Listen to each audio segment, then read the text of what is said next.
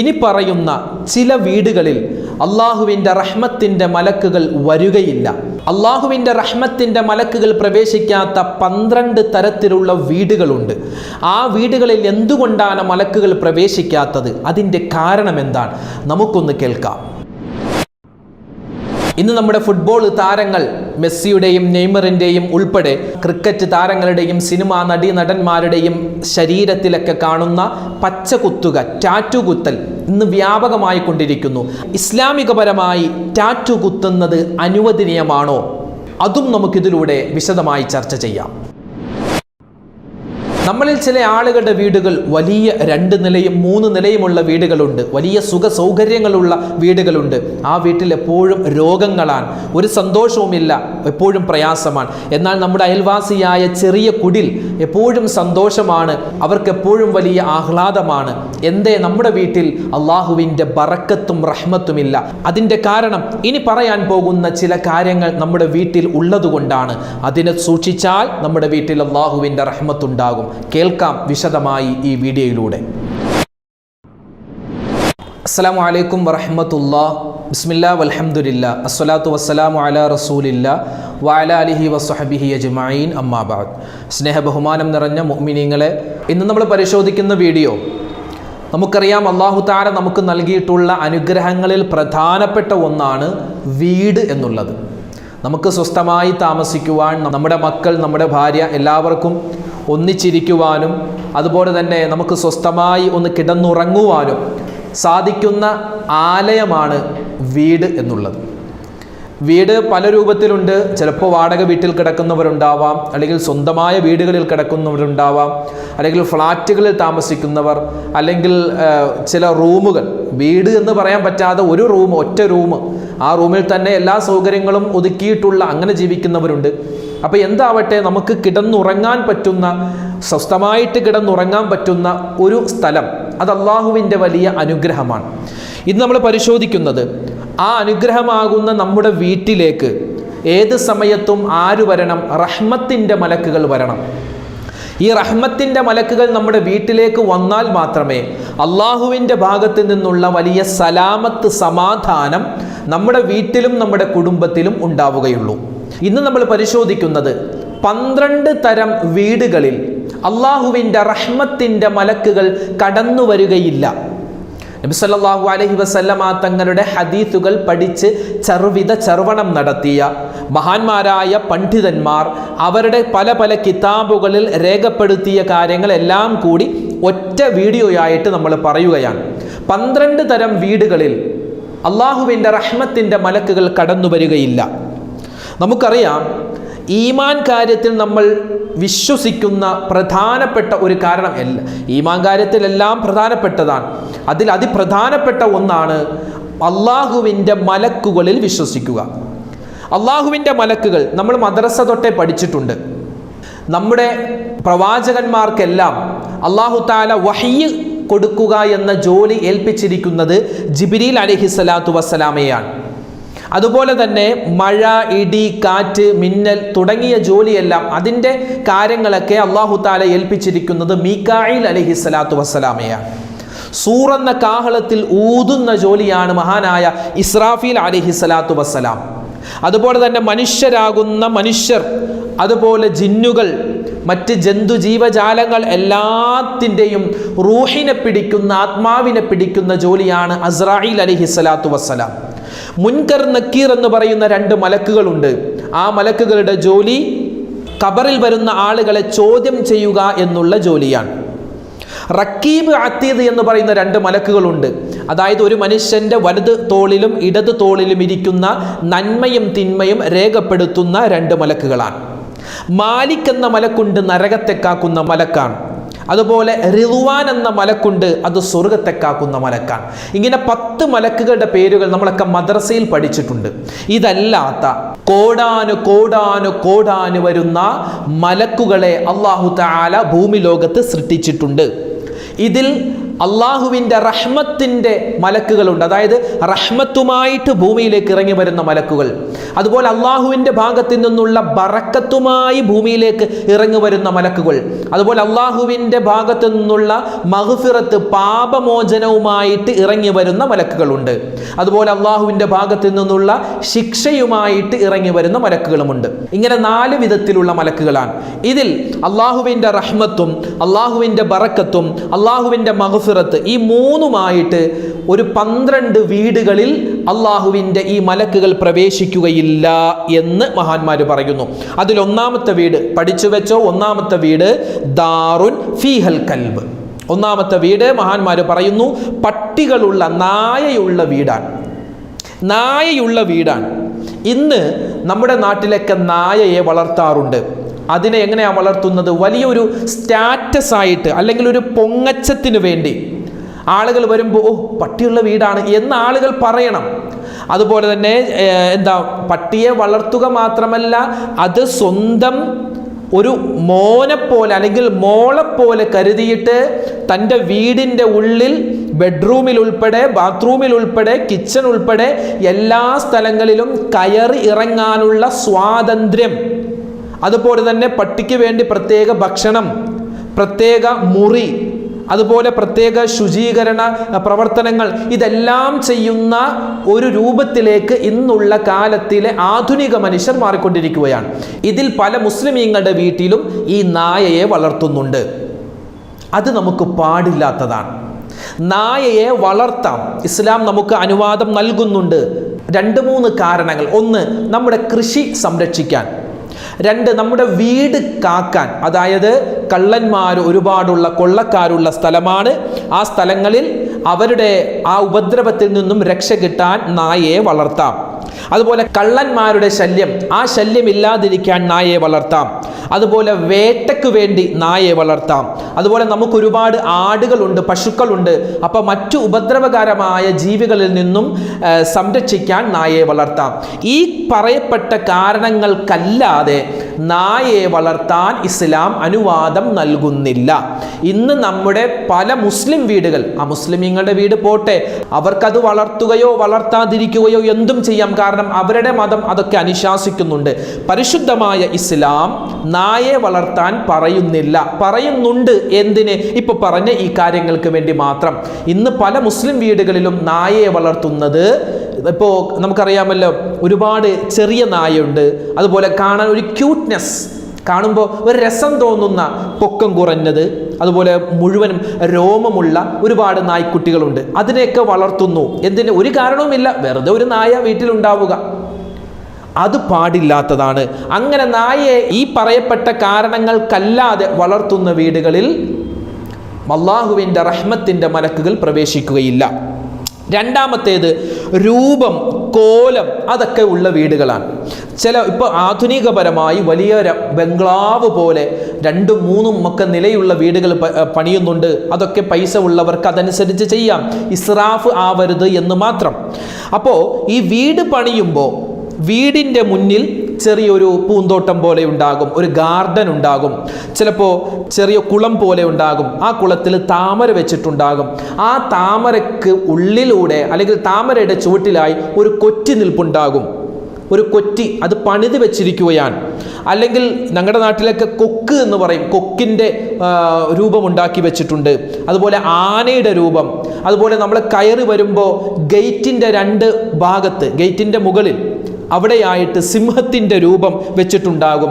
അല്ലെങ്കിൽ ചിലപ്പോൾ മനുഷ്യരുടെ രൂപം വെച്ചിട്ടുണ്ടാകും, അല്ലെങ്കിൽ പക്ഷികളുടെ രൂപമൊക്കെ വെച്ചിട്ടുണ്ടാകും.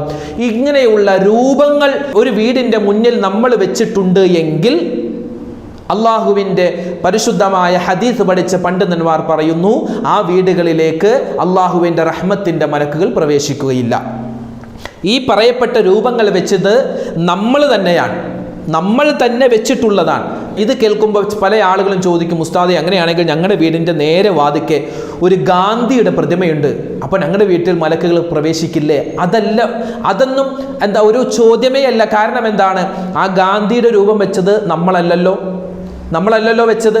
നമുക്ക് അത് ആ ഒരു ഗാന്ധിയുടെ രൂപം അല്ലെങ്കിൽ ഒരു പാർട്ടിയുടെ ഒരു നേതാവിൻ്റെ ഒരു രൂപം, ഒരു കോലം അവിടെ വെച്ചിട്ടുണ്ട്. അത് നമ്മളല്ല വെച്ചത്.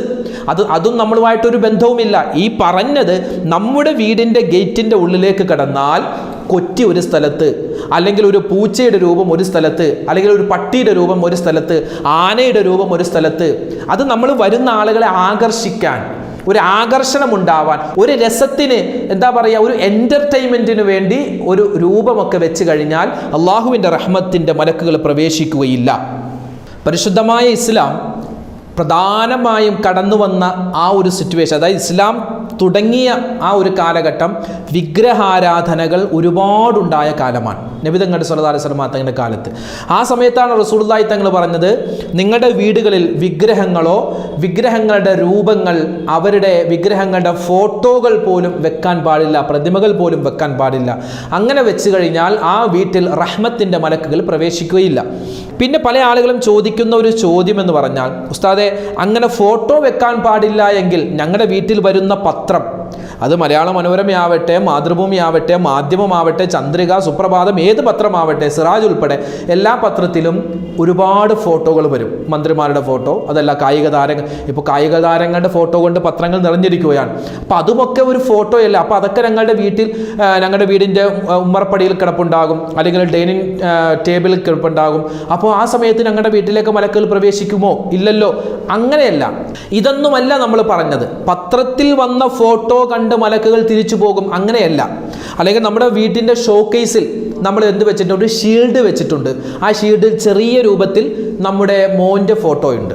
അതെന്താ നമ്മൾ വെച്ചിരിക്കുന്നത്? മോൻ്റെ ഫോട്ടോ നമ്മളൊരു ആരാധനയായിട്ട് വെച്ചിരിക്കുന്നതല്ല, അല്ലെ, ആരാധിക്കാൻ വേണ്ടി വെച്ചിരിക്കുന്നതല്ല. അത് നമുക്ക് മോനിക്കൊരു സമ്മാനം കിട്ടിയപ്പോൾ നമ്മളവിടെ വെച്ചതാണ്.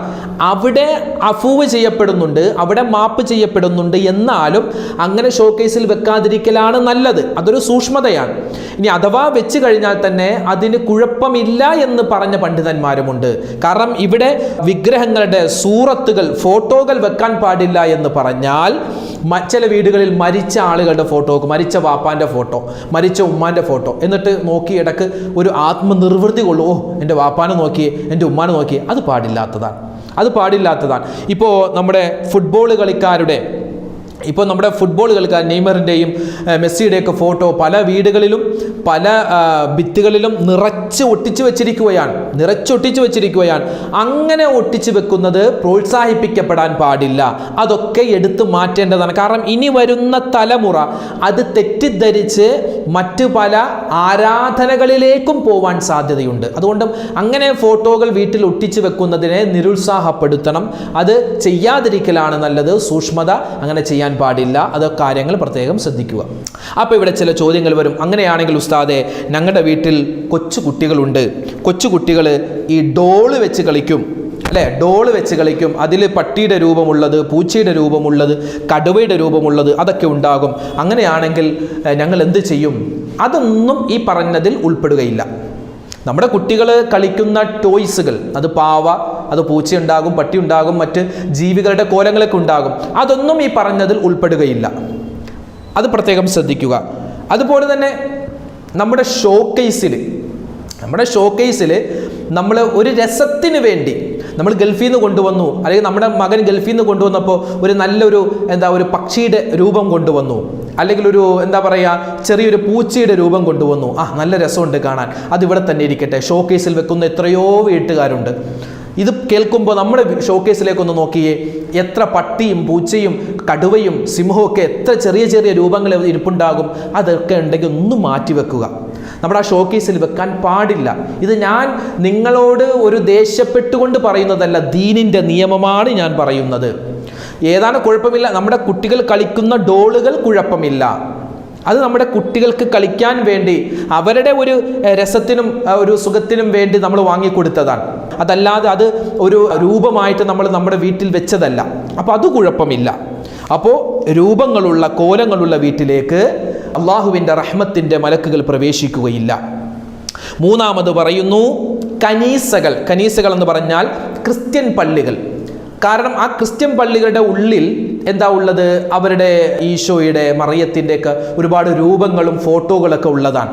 അപ്പം അതുപോലത്തെ സ്ഥലങ്ങൾ, അത് ക്രിസ്ത്യൻ പള്ളികൾ എന്ന് പറയുമ്പോൾ ആ രൂപങ്ങളുള്ള ക്രിസ്ത്യൻ വീടുകൾ ഉണ്ടാവാം. നമ്മുടെ വിശ്വാസപ്രകാരം അങ്ങനെയുള്ള സ്ഥലങ്ങളിൽ റഹ്മത്തിൻ്റെ മലക്കുകൾ പ്രവേശിക്കുകയില്ല. നാലാമത്തെ വീടെന്ന് പറഞ്ഞാൽ ഷിർക്ക് ചെയ്യപ്പെടുന്ന വീടാണ്. ഇപ്പോൾ നമ്മുടെ ഹൈന്ദവ സഹോദരന്മാരൊക്കെ ഉണ്ട്, അവരുടെ വിഗ്രഹങ്ങളൊക്കെ വെച്ച് ആരാധിക്കുന്ന ഒരുപാട് വീടുകളുണ്ട്, അമ്പലങ്ങളുണ്ട്. അതുപോലുള്ള സ്ഥലങ്ങളിൽ റഹ്മത്തിൻ്റെ മലക്കുകൾ പ്രവേശിക്കുകയില്ല എന്ന് കാണുവാൻ സാധിക്കും. കാരണം ഈ പറയപ്പെട്ട 2 സ്ഥലങ്ങളിലൊക്കെ അള്ളാഹുവിനെ അല്ലാത്തവരെ ആരാധിക്കുന്ന സ്ഥലങ്ങളാണ്. അപ്പോൾ അതുകൊണ്ട് ആ സ്ഥലങ്ങളിലൊന്നും അള്ളാഹുവിൻ്റെ റഹ്മത്തിൻ്റെ മലക്കുകൾ പ്രവേശിക്കുകയില്ല. അത് അവരുടെ വിശ്വാസമാണ്, അത് അവരങ്ങനെ ചെയ്യട്ടെ. നമ്മൾ അവരുടെ വിശ്വാസത്തെ എതിർത്തതല്ല. നമ്മുടെ വിശ്വാസപ്രകാരം റഹ്മത്തിൻ്റെ മലക്ക് അങ്ങോട്ട് കിടക്കില്ല എന്ന് പറഞ്ഞു എന്ന് മാത്രം.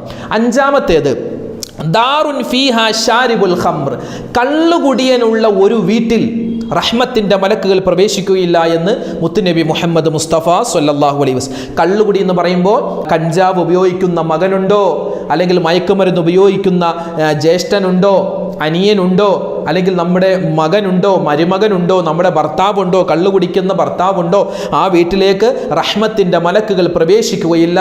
ഇത് കേൾക്കുമ്പോൾ പല ഉമ്മമാർക്കും പ്രയാസമാണ്. അവരൊക്കെ ദുആ ചെയ്യാൻ പറയുന്നുണ്ട്, എൻ്റെ ഭർത്താവിന് നിസ്കാരമുണ്ട്, നോമ്പുണ്ട്, എല്ലാം ഉണ്ട്, പക്ഷേ കള്ളു കുടിക്കുന്ന ഒരു സ്വഭാവമുണ്ട് ഉസ്താദേ എന്ന് ഒരുപാട് ഉമ്മമാർ പറയാറുണ്ട്. അള്ളാഹുവേ അവർക്കെല്ലാം നീ ഹിദായത്ത് കൊടുക്കണേ റഹ്മാനെ, എല്ലാ ദുസ്വഭാവങ്ങളെ തൊട്ട് ഞങ്ങളെ എല്ലാവരെയും കാക്കണേ അല്ലാ എന്ന് ദുആ ചെയ്യുകയാണ്. എൻ്റെ ഉമ്മമാർ പ്രത്യേകം ശ്രദ്ധിക്കുക. ആ സ്വഭാവമുണ്ട് എങ്കിൽ നമ്മൾ പരമാവധി പറഞ്ഞ് ആ സ്വഭാവം മാറ്റിപ്പിക്കുക. ഇനി നമ്മൾ പറയുമ്പോൾ പല ഉമ്മമാരും പറയുന്നുണ്ട്, ഞങ്ങളതൊക്കെ പറയുമ്പോൾ ഞങ്ങളോട് ദേഷ്യമാണ്, ഞങ്ങളെ അടിക്കുകയാണ്, ഞങ്ങളെ ഉപദ്രവിക്കുകയാണ് ഈ വിഷയം പറയുമ്പോൾ, കള്ളു കുടിക്കുന്ന കാര്യം പറയുമ്പോൾ.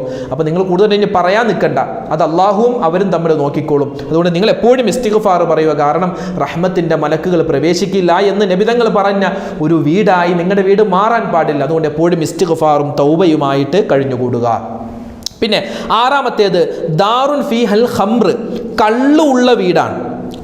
നേരത്തെ പറഞ്ഞത് കള്ള് കുടിയനുള്ള വീട്, ഇത് കള്ള് കുടിക്കുന്ന ആരുമില്ല, പക്ഷെ കള്ള് സൂക്ഷിച്ചു വെച്ചിട്ടുണ്ട്, ഒരു ഗോഡൗണ് പോലെ സൂക്ഷിച്ചു വെച്ചിട്ടുണ്ട്. അത് കള്ളാവട്ടെ, കഞ്ചാവട്ടെ, മയക്കുമരുന്നാവട്ടെ, എന്താണെങ്കിലും അങ്ങനെയുള്ള വീടുകളിലും റഹ്മത്തിൻ്റെ മലക്കുകൾ പ്രവേശിക്കുകയില്ല.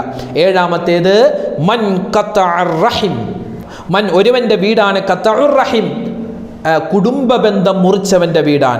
കുടുംബബന്ധം മുറിച്ചവൻ. ചില ആളുകൾ പറയും, ഉസ്താദേ ഞങ്ങൾക്ക് നോമ്പുണ്ട്, നിസ്കാരമുണ്ട്, എല്ലാം ഉണ്ട്, ഞങ്ങൾ പള്ളിക്ക് വേണ്ടി 50,000 കൊടുക്കുന്നു, മദ്രസയ്ക്ക് വേണ്ടി 30,000 കൊടുക്കുന്നു, പാവപ്പെട്ട യതീം കുട്ടികൾക്ക് കല്യാണം കഴിച്ചു വിടുന്നു. പക്ഷെ ഒരു കാര്യം മാത്രം, എൻ്റെ അനിയനോട് ഞാൻ മിണ്ടൂല, എൻ്റെ ജ്യേഷ്ഠനോട് ഞാൻ മിണ്ടൂല, എൻ്റെ ഉമ്മാനോട് ഞാൻ മിണ്ടൂല, എൻ്റെ വാപ്പാനോട് ഞാൻ മിണ്ടൂല, എൻ്റെ ഭാര്യയോട് മിണ്ടൂല, മക്കളോട് മിണ്ടൂല.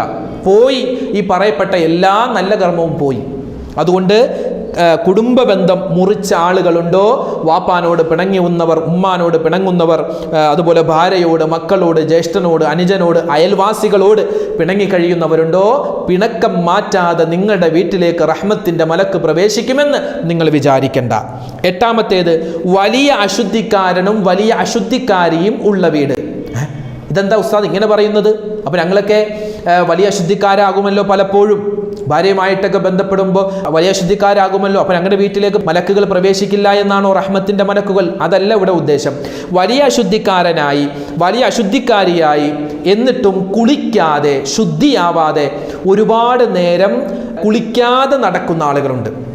അതായത് രാത്രി വലിയ അശുദ്ധിക്കാരനായി, വലിയ അശുദ്ധിക്കാരിയായി, എന്നിട്ട് സുബഹി നമസ്കരിക്കാൻ വേണ്ടി കുളിച്ചിട്ടില്ല, ളുഹറിൻ്റെ സമയമായിട്ടും കുളിച്ചിട്ടില്ല, അസറിൻ്റെ സമയമായിട്ടും കുളിച്ചിട്ടില്ല, ആ സമയത്തൊന്നും കുളിക്കാതെ നിസ്കാരം ഖളാ ആക്കിയിട്ട് അവസാനം മഗ്രിബിന് മുമ്പ് കുളിക്കുന്ന ആളുകൾ, അങ്ങനെയുണ്ട് പല ആളുകളും വലിയ അശുദ്ധിക്കാരായിട്ട് കുളിക്കാൻ താമസിക്കുന്ന ആളുകൾ. അങ്ങനെയുള്ളവരെ നിങ്ങളുടെ വീട്ടിലേക്കും അള്ളാഹുവിൻ്റെ റഹ്മത്തിൻ്റെ മലക്കുകൾ പ്രവേശിക്കില്ല എന്ന് നബി സല്ലല്ലാഹു അലൈഹി വസല്ലം തങ്ങളുടെ ഹദീസുകൾ പഠിച്ച പണ്ഡിതന്മാർ പറഞ്ഞു തരുകയാണ്. ഒൻപതാമത്തെ വീട് പന്നി മാംസം തിന്നുന്ന ആളുകളുടെ വീടാണ്, അതുപോലെ പന്നിയെ വളർത്തുന്ന വീടാണ്. ആ വീട്ടിലും അള്ളാഹുവിൻ്റെ റഹ്മത്തിൻ്റെ മലക്ക് പ്രവേശിക്കില്ല. പത്താമത്തേത് മുടിയിലും താടിയിലും ഡൈ ചെയ്യുന്ന ആളുകൾ, ചായം പുരട്ടുന്ന ആളുകൾ ഇന്ന് ഒരുപാട് വർദ്ധിച്ചു വരികയാണ്. ഡൈ ചെയ്യുന്ന ആളുകൾ, 70, 80 വയസ്സായിട്ടും ഒരു ഉപ്പാപ്പയും നരച്ചിട്ടില്ല, ഒരു ഉമ്മയും നരച്ചിട്ടില്ല, എപ്പോഴും ഡൈ ചെയ്തുകൊണ്ട് നടക്കുന്നു. അങ്ങനെയുള്ളവരെ നിങ്ങളുടെ വുളു ശരിയായിട്ടില്ല, നിങ്ങളുടെ നിസ്കാരം ശരിയായിട്ടില്ല, നിങ്ങളുടെ നോമ്പും ഒന്നും അല്ലാഹു തആല സ്വീകരിച്ചിട്ടില്ല. പിന്നെയോ നിങ്ങളുടെ വീട്ടിലേക്ക് റഹ്മത്തിന്റെ മലക്കുകൾ പോലും പ്രവേശിക്കുകയില്ല. ഇവിടെ നമ്മൾ ചേർത്ത് വെക്കേണ്ട ഒരു കാര്യം, ഇന്നത്തെ മുസ്ലിം യുവത, ആ മുസ്ലിമീങ്ങൾ പോവട്ടെ, അത് അവർക്ക് ചിലപ്പോൾ അനുവദനീയമായിരിക്കാം. ഒരുപാട് ചെറുപ്പക്കാരും ചെറുപ്പക്കാരികളിലും ഡിഗ്രിക്ക് പഠിക്കുന്ന, +2 പഠിക്കുന്ന, കോളേജുകളിൽ പഠിക്കുന്ന, അതുപോലെ തന്നെ വലിയ മൾട്ടിനാഷണൽ കമ്പനിയിലൊക്കെ ജോലി ചെയ്യുന്ന, അതുപോലെ ഒരുപാട് കളിക്കാരുടെ ഫാൻസുകളായിട്ടുള്ള ആളുകൾ ഇന്ന് ചെയ്യുന്ന വലിയ ഗുരുതരമായ ഒരു പിഴവാണ്, തെറ്റാണ്. എന്ത്? ടാറ്റു അടിക്കൽ, പച്ച കുത്തൽ.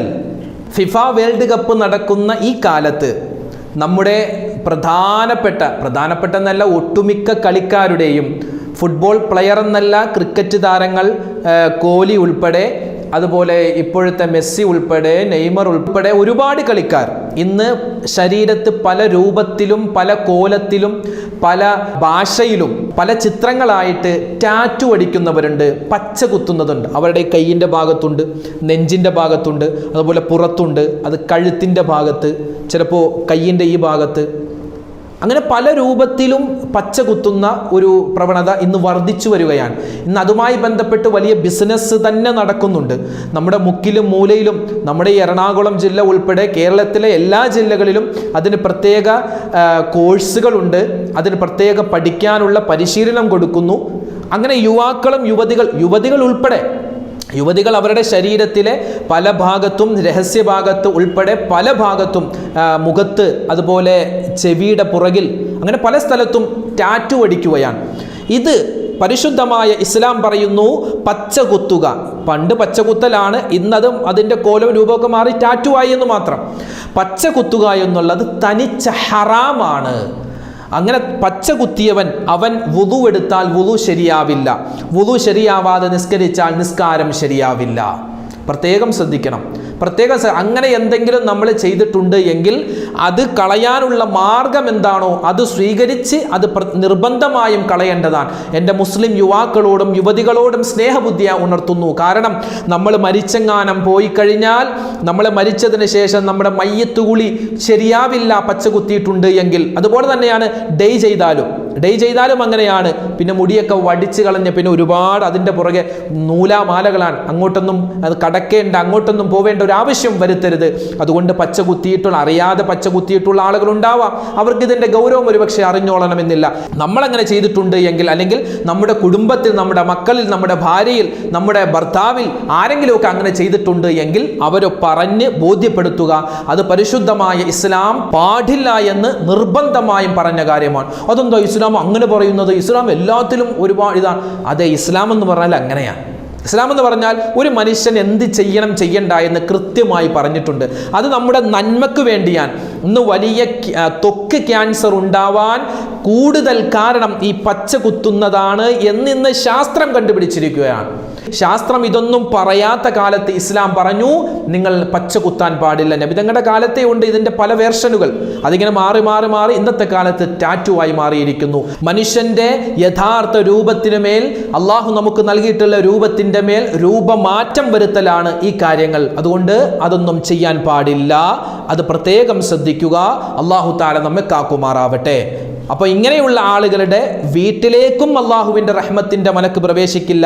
അങ്ങനെ ചെയ്യുന്ന ആളുകളിലും അള്ളാഹുവിൻ്റെ റഹ്മത്തിൻ്റെ നോട്ടം പോലും ഉണ്ടാവില്ല. വലിയ ഗുരുതരമായ തെറ്റാണ്, അത് ചെയ്യാൻ പാടില്ല. അത് പ്രത്യേകം ശ്രദ്ധിക്കുക. ഇനിയോ 11ാമത്തേത്, മലമൂത്ര വിസർജനം ചെയ്യപ്പെടുന്ന സ്ഥലത്തിലേക്ക് റഹ്മത്തിൻ്റെ മലക്കുകൾ പ്രവേശിക്കുകയില്ല. ഉദാഹരണം നമ്മുടെ ടോയ്ലറ്റ് പോലെ, അതുപോലുള്ള സ്ഥലങ്ങൾ. ഇവിടെ പ്രത്യേകം എൻ്റെ ഉമ്മമാർ ശ്രദ്ധിക്കേണ്ടത്, നമ്മുടെ പല വീടുകളിലും ചെറിയ മക്കളുണ്ടാകും. അവരൊക്കെ ഉറക്കത്തിൽ മൂത്രമൊഴിക്കുന്നവരാണ്. പല വീടുകളിലും ചെന്നാൽ ആ മൂത്രത്തോടുകൂടി ആ തുണിയും ആ പായയുമൊക്കെ അവിടെ തന്നെ കിടക്കും. രാവിലെ എടുത്തു മാറ്റിയിട്ടില്ല, ഉച്ചക്കും മാറ്റിയിട്ടില്ല. വൈകുന്നേരം അവരുടെ ജോലിയെല്ലാം കഴിഞ്ഞതിന് ശേഷം സാവകാശം വന്ന് അതൊക്കെ മടക്കി കഴുകാൻ കൊണ്ടുപോകുന്ന ഒരു പ്രവണതയുണ്ട്. അത് പാടില്ല. അതിരാവിലെ അള്ളാഹുവിൻ്റെ റഹ്മത്തിൻ്റെ മലക്കുകൾ ഭൂമിയിലേക്ക് ഇറങ്ങി വരുമെന്നാണ്. എന്നിട്ട് ആ ദിവസം ഓരോ വീട്ടുകാർക്കും അള്ളാഹു നിശ്ചയിച്ചിട്ടുള്ള റഹ്മത്തുകൾ, അള്ളാഹുവിൻ്റെ കാരുണ്യം ഇങ്ങനെ കൊടുക്കുമെന്നാണ്. അപ്പോൾ അങ്ങനെ റഹ്മത്തിൻ്റെ മലക്കുകൾ നമ്മുടെ വീടിൻ്റെ വാതിക്കൽ വന്ന് തിരിച്ചു പോകുന്ന അവസ്ഥ നമ്മൾ വരുത്തരുത്. അതുകൊണ്ട് അത്തരത്തിൽ മൂത്രത്തിൻ്റെ പുതപ്പുകളും അതുപോലെ പായെല്ലാം വീടിൻ്റെ ഉള്ളിൽ തന്നെ വെക്കാൻ പാടില്ല. അതൊക്കെ വെളിയിൽ കൊണ്ടുപോയി കഴുകി ശുദ്ധീകരിക്കേണ്ടതാണ്. അതുപോലെ പ്രത്യേകം ശ്രദ്ധിക്കേണ്ട എൻ്റെ ഉമ്മമാരെ, ഇപ്പോൾ നമ്മൾ ഉറക്കത്തിൽ മൂത്രമൊഴിക്കുന്ന ഒരു സ്വഭാവത്തിലേക്ക് നമ്മുടെ മക്കളെ തള്ളി വിടാതിരിക്കാൻ നമ്മൾ സ്നെഗ്ഗി, ചെറിയ കുട്ടികൾ ഉൾപ്പെടെ ഇപ്പോൾ 2, 3, 4 വയസ്സിലുള്ള കുട്ടികൾക്ക് പലപ്പോഴും ഉറങ്ങുന്ന സമയത്ത് സ്നെഗ്ഗി നമ്മൾ ഇടിപ്പിക്കാറുണ്ട്. അങ്ങനെ അവർ ചിലപ്പോൾ രാത്രി 1, 2 പ്രാവശ്യം മൂത്രമൊഴിച്ചിട്ടുണ്ടാവുള്ളൂ. രാവിലെ തന്നെ അത് ഊരി മാറ്റി അവരെ വൃത്തിയാക്കാൻ പ്രത്യേകം ശ്രദ്ധിക്കുക. അതും ഇട്ട് രാവിലെ കഴിഞ്ഞ് ഉച്ച കഴിഞ്ഞ് അത് വൈകുന്നേരം വരെയൊക്കെ ആ മലമൂത്ര വിസർജനം ചുമന്നുകൊണ്ട് ചില കുട്ടികൾ നടക്കുന്നുണ്ട്. അവർക്ക് പക്ഷേ സ്വന്തമായിട്ട് ഊരിക്കളയാനുള്ള ഒരു ബോധ്യമോ ഒന്നും ഉണ്ടാവില്ല. അവർക്ക് അവിടെ ചൊറിച്ചിലും അതുപോലെ മറ്റ് പല അസ്വസ്ഥതകളും അസുഖങ്ങളും രോഗങ്ങളും ഉണ്ടാവാൻ കാരണമാണ്. അതും ഈ പറഞ്ഞതിൽ പെടും. അതുകൊണ്ട് നമ്മൾ ശുദ്ധിയാവുക. അതോടൊപ്പം തന്നെ നമ്മുടെ മക്കളുടെ ആ വസ്ത്രധാരണവും അതുപോലുള്ള കാര്യങ്ങളൊക്കെ പ്രത്യേകം ശ്രദ്ധിക്കേണ്ടതാണ്. 12ാമത്തേത് ഫീഹി ജറസുൻ, ഒരു വീടാണ്. ആ വീട്ടിൽ എന്തുണ്ട്? മണിയുണ്ട്. മണി എന്ന് പറഞ്ഞാൽ വലിയ മണികൾ, അതായത് ക്രിസ്ത്യൻ പള്ളികളിലുള്ള സൈസ്, അല്ലെങ്കിൽ അമ്പലങ്ങളുടെ മുന്നിലൊക്കെ തൂക്കിയിട്ടുണ്ടാകും. അത് അവരുടെ ഒരു ആചാരമാണ്. തൊഴുത് കഴിഞ്ഞാൽ ചിലപ്പോൾ ഒരു മണിയടിക്കുക, അല്ലെങ്കിൽ തൊഴുതുന്നതിന് മുമ്പ് ഒരു മണിയടിക്കുക. അതുപോലെ തന്നെ അവരുടെ ആ വിഗ്രഹത്തെ ഇങ്ങനെ പൂജിക്കുന്ന സമയത്ത് മണി ഇങ്ങനെ അടിച്ചുകൊണ്ടിരിക്കുക. ആ ഒരു സാധനം നമ്മുടെ വീട്ടിൽ പാടില്ല എന്നാണ്. പിന്നെ ഇവിടെ മഹാന്മാർ പറയുന്നുണ്ട്, പാടില്ല എന്ന് നമ്മുടെ ഷറഹ് പറയുന്നത് ഈ വലിയ രൂപത്തിലുള്ള മണിയാണ്. അതായത് ക്രിസ്ത്യൻ പള്ളികൾക്ക് വലിയ മണി ഉണ്ടാകും, അല്ലെങ്കിൽ അമ്പലങ്ങളിലൊക്കെ വലിയ മുഴുപ്പുള്ള മണി, അത് പാടില്ല. ചില വീടുകളിലൊക്കെ ഒരു മണിയുടെ രൂപമുള്ള ചില കർട്ടനുകൾ, അല്ലെങ്കിൽ ചെറിയ ഒരു മാല പോലെ ചെറുതുണ്ടാകും. അത് നമുക്ക് അഫുണ്ട്, അത് കുഴപ്പമില്ല. ചെറിയ മണികൾ പോലെ ഒരു രസത്തിന് നമ്മൾ വെച്ചിട്ടുണ്ടാകും, അത് നമുക്ക് പൊറുക്കപ്പെടുന്നു, അത് കുഴപ്പമില്ല. പക്ഷേ ഇതൊരു എന്താ പറയുക, വലിയൊരു മണി തൂക്കി ആ മണിയുടെ ഉള്ളിലുള്ള കമ്പിൽ നിന്നും താഴേക്ക് ഒരു കയറ് കെട്ടിയിട്ടുണ്ട്. ആ കയറിൽ പിടിച്ചടിക്കുമ്പോൾ ആ ഒരു പ്രത്യേക രസം, ആ ഒരു സൗണ്ട് കേൾക്കുന്നു. ഇവിടെ മഹാന്മാർ പറയുന്നു, പിശാചിൻ്റെ സംഗീതമാണ് ആ മണിയുടെ ശബ്ദമെന്നാണ്. പിശാച് ഇഷ്ടപ്പെടുന്ന സംഗീതമാണ് ആ മണിയുടെ ശബ്ദം. ആ മണിയുള്ള സ്ഥലത്ത് പിശാച് കറങ്ങി നടക്കുമെന്നാണ്. അതുകൊണ്ട് നമ്മുടെ വീടുകൾ ഒരു പിശാച് കറങ്ങി നടക്കുന്ന സ്ഥലമാവാൻ പാടില്ല. അങ്ങനെ മണിയുണ്ട് എങ്കിൽ അത് അഴിച്ചു മാറ്റേണ്ടതാണ്.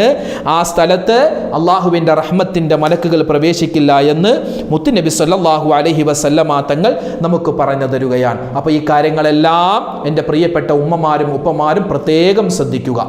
നമ്മുടെ വീഡിയോകൾക്ക് താഴെ ഓരോ കമൻറ്റുകളും കാണുന്നുണ്ട്, അതൊക്കെ വായിക്കുന്നുണ്ട്. അപ്പോൾ ഓരോ വീഡിയോകൾക്ക് താഴെയും ആ കമൻറ്റിന് മറുപടി തരാനുള്ള ഒരു പ്രയാസം കൊണ്ടാണ് മറുപടിയൊന്നും കമൻറ്റ് ബോക്സിൽ ഇടാത്തത്. എല്ലാവരുടെയും പ്രശ്നങ്ങളൊക്കെ അറിയുന്നുണ്ട്. അല്ലാഹു തആല എല്ലാം സലാമത്താക്കി നൽകി അനുഗ്രഹിക്കട്ടെ. നമ്മളോട് ആരെല്ലാം ദുആ ചെയ്യാൻ പറഞ്ഞിട്ടുണ്ടോ എല്ലാവരുടെയും മനസ്സിലുള്ള ഹലാലായ മുറാദ് അല്ലാഹു ഹാസിലാക്കുമാറാവട്ടെ. എല്ലാ രോഗങ്ങൾക്കും അല്ലാഹു ശിഫാ പ്രദാനം ചെയ്യട്ടെ. എല്ലാ പ്രയാസങ്ങളും കടങ്ങളും ദുഃഖങ്ങളും അല്ലാഹു മാറ്റിത്തരുമാറാവട്ടെ. മരണപ്പെട്ടു പോയവർക്ക് അല്ലാഹു മഗ്ഫിറത്ത് മർഹമത്ത് പ്രദാനം ചെയ്യട്ടെ. അല്ലാഹു തആല നമ്മളെ എല്ലാവരെയും സ്വാലിഹീങ്ങളിൽ ഉൾപ്പെടുത്തട്ടെ. ആമീൻ.